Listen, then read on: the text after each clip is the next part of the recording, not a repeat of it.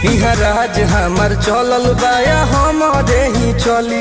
ढेर अइले गइले गुंडा माफिया कतने बाहुबली, केहू तो बस के चिन्ह खे।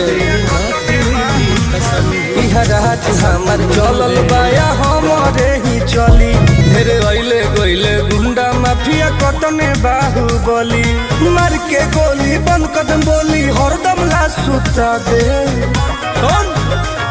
माहौल जवन बदली ओहके दुनिया से उठा दे, माहौल जवन बदली ओहके दुनिया से उठा दे।